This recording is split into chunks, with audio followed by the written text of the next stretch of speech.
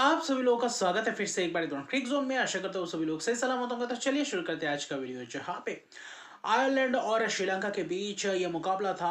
आज के दिन का आखिरी मुकाबला, और वहीं पे श्रीलंका के कोलंबो के आर्परमदस स्टेडियम में खेला गया। अब खचाखच मैदान भरा हुआ था, क्योंकि होस्ट नेशन को होस्ट कहेंगे, और कहीं ना कहीं श्रीलंका अपने घर में खेल रही थी। तो पहला इस विश्व कप का आगाज आयरलैंड के खिलाफ किया था। कैंपेन का शुरुआत श्रीलंका ने टॉस, हालांकि आयरलैंड ने जीता गेंदबाजी करने का फैसला, लेकिन वहां पे श्रीलंका एक खेमे में हालांकि प्रथम निशांका कमिल मिश्रा ओपन करते हुए नजर आए, जो कि अच्छा खासा दिख रहे हैं। पिछले कुछ महीने से कमिल मिश्रा वन डाउन खेल रहे थे, लेकिन आज बल्लेबाजी ओपन करते हुए नजर आए, जो कि एक बेहतर दिखा। और बल्लेबाजी भी बेहतर करते हुए नजर आए। कहीं ना कहीं अच्छे खासे टेक्निकली साउंड खिलाड़ी है, और उसके बाद अच्छा खासा प्रदर्शन भी करते हैं। और प्रथम निशांका के ऊपर ज़्यादा से ज़्यादा दारोमदार होता है श्रीलंका ही, अगर बल्लेबाजी की बात करें। तो आज पहले शुरुआती पावर प्ले में ठीक ठाक घटा था। जो शुरुआत किया था बेहतर किया था, हालांकि पहला ओवर हम्फ्रेज से शुरुआत किया था, ठीक ठाक घटा था। मार्क एडेयर पहला ओवर थोड़ा बहुत रन्स खाए, जहाँ पे कमिल मिश्रा और प्रथम निशंका ने एक जबरदस्त दो चौके लगाते हुए नजर आए थे। फिर कहीं ना कहीं आपके गेंदबाजी में बदलाव दिखा। बेरी मैककार्थी को एक जबरदस्त डाउन द ग्राउंड एक चौका लगाया, लेकिन जब मार्क एडेयर दूसरा ओवर लेके आया, वहां पे विकेट चटकाने में सक्षम रहे। हल्का सा उतना स्पेस दिया नहीं था, और कहीं ना कहीं टॉप एज लगता है, कैच दे बैठते हैं। कमिल मिश्रा कुछ खास नहीं कर पाते वहां पे, सिर्फ 14 रन से बनाकर चलते बनते हैं। लेकिन कुशल मेंडिस आते हैं। कुशल मेंडिस आकर कुछ ऐसा नहीं कि बहुत ही जबरदस्त पारी खेल लेते, बहुत ही तगड़ा बल्लेबाजी कर रहे थे, ऐसा नहीं। वहां पे कुछ अच्छा खासा ओवर्स दिखे। हम्प्रेज स्पिनर्स को थोड़ा बहुत मदद मिल रहा था। स्लो जितना करे वहां पे आप बल्लेबाज के लिए दिक्कत हो रहा था रन बटोरना। तो वहां पे कहीं ना कहीं हम्प्रेज ने वही बावले में 2 ओवर जो डाले थे बेहतर गेंदबाजी की, एक छक्का खाया था। प्रथम निशंका ने स्क्वायर लेग के ऊपर से छक्का लगाया। फिर पावर प्ले के आखिरी ओवर बैरी मैककार्थी को 3 जबरदस्त चौके लगाए थे। वहां पे प्रथम निशा माफ कीजिएगा कुशल मेंडिस ने। उसके बाद कहीं ना कहीं पावर प्ले जब खत्म होता है, जहां पे पावर प्ले में 50 रन से 1 विकेट के नुकसान पे अच्छा ठीक ठाक श्रीलंका एक अच्छी खासी परिस्थिति में रहता है। लेकिन पावर प्ले के बाद गैरेट डिलेनी और कहा वहां पे अगर देखें तो जॉर्ज डॉकरेल की अच्छी खासी जुगलबंदी दिखाई दी। और वहां पे दोनों स्पिनर, जॉर्ज डॉकरेल तो बहुत ही किफायती स्पेल, डिलेनी भी बेहतर लेग स्पिन कर रहे थे, अच्छा खासा टर्न दिख रहा था।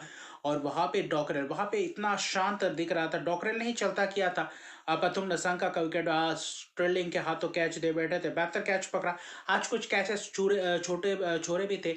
आयरलैंड ने थोड़ा बहुत कुछ मिस फील्ड चांसेस भी गंवाए थे। तो कहीं ना कहीं आयरलैंड से जो अपेक्षा करते हैं फील्डिंग में, वो पूरी तरीके से अप टू द मार्क था नहीं। और वहां पे श्रीलंका ने कुछ फायदा उठाया, लेकिन बीच के ओवर्स में बिल्कुल ही शांत रहे थे।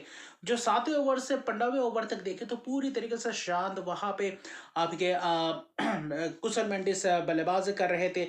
और रत्नाके आए थे, और कमिंदो मेंडिस से पहले आप ज्यादा रत्नाके को भेज रहे थे और दुनित वेलालगे को भेज रहे थे, तो थोड़ा बहुत मुझे समझ से परे लगा। वहां पे विकेट्स भी चटकाए। जॉर्ज टोकरल बहुत ही किफायती स्पेल, और वहां पे रत्नाके बैट के कीपर के ऊपर मारने की कोशिश वहां पे बोल्ड होते हुए नजर आए। तो कहीं ना कहीं हैरी टेक्टर ने भी गेंदबाजी की, जॉर्ज टोकरल, गैरेट डिलेनी, यानी कि जबरदस्त 15वें ओवर तक देखे तो पूरी तरीके से शांत रखा हुआ था श्रीलंका के बल्लेबाजों को। वहां पे कमिंदो मेंडिस जब आए थे, हालांकि देखे तो दुनित वेलालगे और आपके कुशल मेंडिस ने बहुत ही धीमी गति से बल्लेबाजी कर रहे थे। कुशल मेंडिस रन्स तो बटोर रहे थे, बीच में एक आध चौके, उसके अलावा कोई भी रन्स उनके बल्ले से आया नहीं। बीच के ओवर्स में एक भी चौका नहीं पावर प्ले के बाद। फिर देखें तो 56 गेंद के बाद एक चौका आता है, और उसके बाद कहीं ना कहीं वो भी रिवर्स स्वीप में कमिंदो मेंडिस चौका लगाते हुए नजर आते हैं। और उसके बाद कमिंदो मेंडिस ने बल्ला पूरी तरीके से गरजते हुए दिखाई दिया उनका बल्ला, जहां पे हम्फ्रेस के उस ओवर में छक्के चौकों की बौछार की, वो 21 रन। फिर 18वें ओवर ठीक ठाक गया था, तो 19वें ओवर बैरी मैककार्थी ने नो बॉल किए, चौका, वाइड्स, एक्स्ट्रा गेंद ज्यादा डाले, वहां पे छक्के भी खाते हुए नजर आए, और वहां से बेहतर रन से बटोरते हुए नजर आए।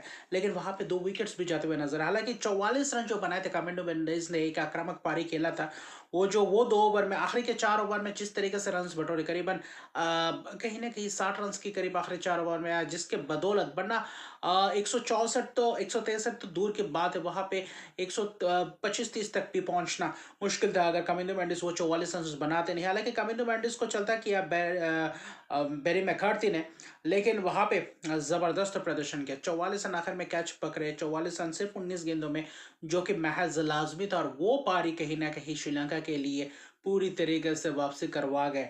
लेकिन कुशल मेंडिस ने भी अर्शदीप की पारी करी 43 गेंदों में दो। वहां उस ओवर जो महंगा रहा था वहां पे जब कमिंस मेंडिस का विकेट गया आते ही दोनों दसुन शना का कप्तान का भी विकेट गया। हैट्रिक के भी मौके पे थे बैरी मैकार्थी। वो ओवर बहुत ही दिलचस्प ओवर दिख रहा था। लेकिन फिर भी आखिरी ओवर में वही कुछ खास रन आए नहीं, फिर एक आध चौका के लिए आए। लेकिन 20 ओवर तक 163 रन 6 विकेट के नुकसान में, जहां पे डॉकरल 2 विकेट सिर्फ और सिर्फ 4 ओवर में 17 रन दिए। गैरेट डिलेनी ने भी बेहतर गेंदबाजी की, 4 ओवर 24 रन 1 विकेट। हम्फ्रीज ने भी बेहतर गेंदबाजी की थी, लेकिन आखिरी ओवर बहुत ही महंगे रहे। मार्केटर मैं कहूंगा ठीक ठाक गेंदबाजी किए थे, लेकिन वहां पे बैरी मैकार्थी पूरी तरीके से महंगे रहे। आखिर में 2 विकेट चटकाने में सक्षम रहे, लेकिन पूरी तरीके से महंगे रहे थे। लेकिन वही था श्रीलंका से जो उम्मीद है, क्योंकि उससे पहले सीरीज इंग्लैंड के खिलाफ व्हाइट वॉश हुआ था, तो वहां पे भी कहीं ना कहीं दिक्कत में दिख रहे थे श्रीलंकाई बल्लेबाज। लेकिन जब एक बार गेंदबाजी करने के लिए आए, वहां पे आयरलैंड भी थोड़े बहुत जूझे हुए दिख रहे हो। पिच उतना आसान, मैदान बड़ा है, पिच उतना आसान नहीं है जहाँ पे आप पूरी तरीके से शॉट मार सकते हैं। हालांकि दुष्मंत चमीरा ने शुरुआत किया था, शुरुआत बेहतर किया था, और पहले 2-3 ओवर में कहीं ना कहीं रॉस एडेयर ने कुछ चौके लगाते हुए नजर आए। कुछ पहले 2-3 ओवर के अंदर अंदर आखिरी ओवर्स के आखिरी गेंद में वो चौका लगाते हुए नजर आते, चाहे दुष्मंत चमीरा हो, चाहे महेश टिकशाना हो, चाहे उसके बाद देखे तो पथिराना को भी लाए थे, पथिराना को भी चौका ले। तो पहला 2-3 ओवर ठीक ठाक घटा था, लेकिन जब महेश टिकशाना ने दूसरा ओवर लेके आए, वहां पे स्टर्लिंग को आउट किया, बोल्ड किया, फिर कहीं ना कहीं दुष्मंत चमीरा पावर प्ले में थोड़ा बहुत उनके खिलाफ रन बटोरते हुए दिखाई दिए, क्योंकि वहां पे हैरी टक्टर भी आए हुए थे। हैरी टक्टर कहीं ना कहीं अच्छा खासा स्पिन के खिलाफ बल्लेबाजी करते हुए दिखते, सिंगल्स डबल्स भी देखने को मिला था। और रॉस एडेन ने बेहतर आक्रमण करते हुए नजर आए। वहां पे जबरदस्त एक छक्का भी लगाया था दुनीत वेलालगी के गेंद में, तो वही दिखाई दिया। और पावर प्ले ठीक ठाक एक ठीक अंदाज में गया था, 45 रन 1 विकेट के नुकसान में। उसके बाद कहीं ना कहीं पकड़ बनाया था, जहां पे वनिंदु हसरंगा ने गेंदबाजी की।